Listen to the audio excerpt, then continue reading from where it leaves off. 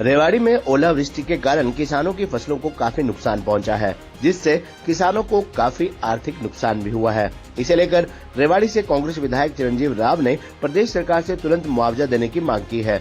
विधायक चिरंजीव राव ने रेवाड़ी विधानसभा के विभिन्न गाँवों में जाकर खराब हुई फसलों का जायजा लिया और किसानों से बातचीत की। विधायक चिरंजीव राव ने गांव अकेड़ा, काकोडिया, डोकी आदि का दौरा कर ओलावृष्टि से खराब हुई फसल का जायजा लिया। वहीं इस दौरान पीड़ित किसानों से मीडिया से बातचीत करते हुए बर्बाद हुई फसल को लेकर अपनी व्यथा सुनाई। कांग्रेस विधायक चिरंजीव राव ने कहा कि इंटरनेट व सोशल मीडिया पर कई किसानों के ऐसे वीडियो और फोटो सामने आए हैं जो अपनी फसल बर्बाद होने से बेहद दुखी हैं। कई किसानों के खेतों में बैठकर रोने की वीडियो भी प्रसारित हो रही है, जिससे मन बेहद दुखी हुआ। इसलिए पिछले 2 दिनों से मैं किसानों के बीच में ही हूँ। भारी ओलावृष्टि से किसानों की 100% फसल बर्बाद हो गई है। प्रदेश सरकार को चाहिए कि बर्बाद हुई फसलों की तुरंत प्रभाव से गिरदावरी करवाकर किसानों को मुआवजा प्रदान करे। सरकार को प्रति एकड़ के हिसाब से 50,000 रुपए किसानों को देना चाहिए। चिरंजीव राव ने कहा कि इतनी महंगाई के समय में किसान पहले ही आर्थिक तंगी से गुजर रहा है और अब इस प्राकृतिक आपदा की वजह से किसानों को भारी नुकसान हुआ है। किसान भाइयों के खाने के लाले पड़े हुए हैं। उन्होंने बताया कि अब चुनाव के चलते सेशन भी नहीं चल रहा है, वरना हाउस में इसकी आवाज उठाते। लेकिन किसानों की खराब हुई फसल की गिरदावरी करवाकर मुआवजा नहीं मिला तो कांग्रेस पार्टी सड़कों पर उतरकर प्रदर्शन करेगी।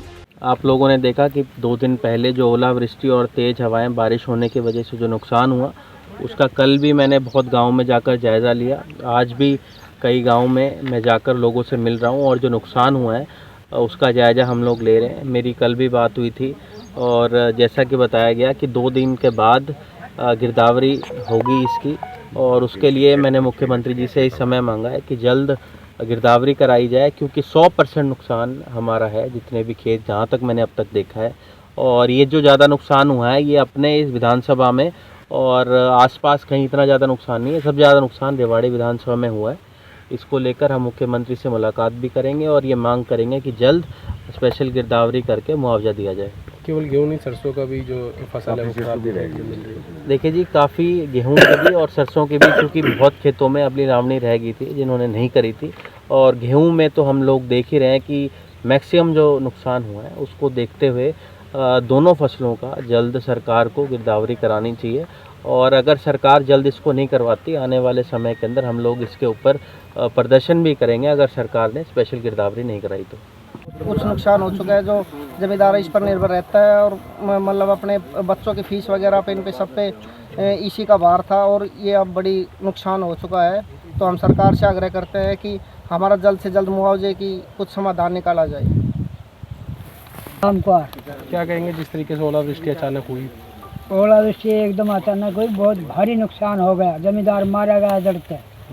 जमींदार को कुछ ना कुछ गवर्नमेंट सुनाई करे, जब जमींदार पार पड़ेगी, नहीं तो जमींदार मर गए। तो बिल्कुल सपा चट मारो गए, ना खाना रहे ना नहाना रहे। जमींदार तो घर हो गए वक्त ऐसा खुद के खाने के लिए। क्या कहेंगे जिस तरीके से नुकसान हुआ? ऐसी हालात हो गई, खुद के खाने के लिए भी जहाँ ओलावृष्टि नहीं हुई वहाँ से दाना लेकर खाया जाएगा, नहीं तो यहाँ की फसल के उसमें तो भूखे ही बैठे हैं।